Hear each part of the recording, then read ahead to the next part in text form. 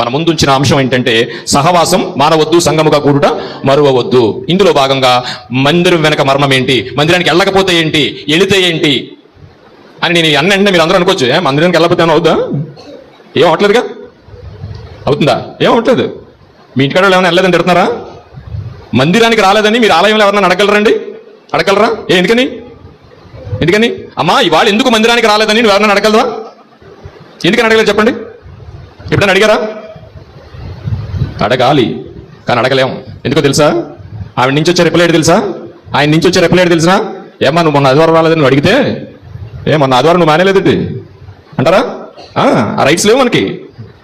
దాని ఇంపార్టెన్స్ ఏంటో, మందిరం వెనక మర్మం ఏంటో మనకు తెలియకపోతే, ఆ నలుగురు తెలియకపోతే ఎంత నష్టమో మందిరం మానేయడం కూడా అంతే నష్టం ప్రియులారా. వినుట వలన విశ్వాసము కలుగును. అది ఎక్కడుంటది వినాలంటేని?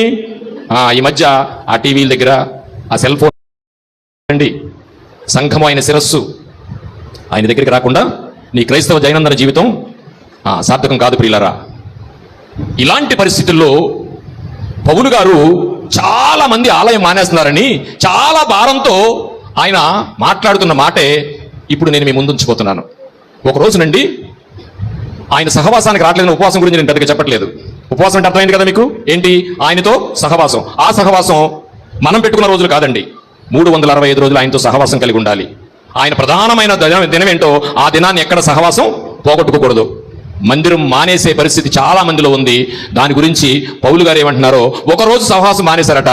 అందుకని ఓ పెద్ద ఆయన పిలిచాడు దేవుడు. ఏమని పిలిచాడు? ఇక పెద్ద ఆయన ఇట్రా, నువ్వు అందరికీ చెప్పు సహవాసానికి రమ్మని. ఈరోజు నా మాటలు మీరు హెచ్చరికగా తీసుకుంటారో, హెచ్చరిక కానట్టు తీసుకుంటారో, మీరు ఎలా తీసుకున్నా నేను మాత్రం హెచ్చరికగానే చెప్తున్నాను. ఒకరోజు బైబిల్ చరిత్రలోకి వెళ్తే ప్రియులారా, ఓ పెద్ద ఆయన పిలిచి, నోవాహు నువ్వు ఒక వాడను కట్టయ్యా, వాడిని పిలు, అందులోకి రాకపోతే నేను చూసుకుంటాను అని ఆ పెద్ద ఆయన పిలిచి ఏం చేశాడంటే, ఆ బైబిల్ చరిత్రలోకి మనం వెళ్తే ఆ నోవాహు తన పిల్లలు అనుకున్న వాళ్ళందరినీ నోవాహు గారితో చెప్పి రమ్మన్నారు. కానీ ఎవ్వరూ రాలేదండి. ఆ రోజు ఎలాంటి రోజు అంటే ఒక భయంకరమైన రోజు. చూడండి, ప్రభుత్వం వారు ప్రకృతి విపత్తులు జరిగినప్పుడు సురక్షిత ప్రాంతాలకి మనుషులు చేరవేసినట్టే దేవుడు కూడా ఆ బైబిల్ చరిత్రలో నోవాహు ద్వారా వాళ్ళందరినీ ఒక సురక్షితమైన ప్రాంతానికి చెయ్యాలని ఒక ఓడను చేయమన్నాడు. అదే రక్షణ ఓడ. తన పిల్లలైన వారందరినీ పిలిచాడు, ఎవ్వరూ రాలేదండి. నోవహు కుటుంబమే వాడలోకి చేరింది, ఆ దేవుని కుటుంబమే నీటిలో మునిగిపోయింది. నోవహు కుటుంబమే వాడలోకి చేరింది, ఆ దేవుని కుటుంబమే నీటిలో మునిగిపోయింది.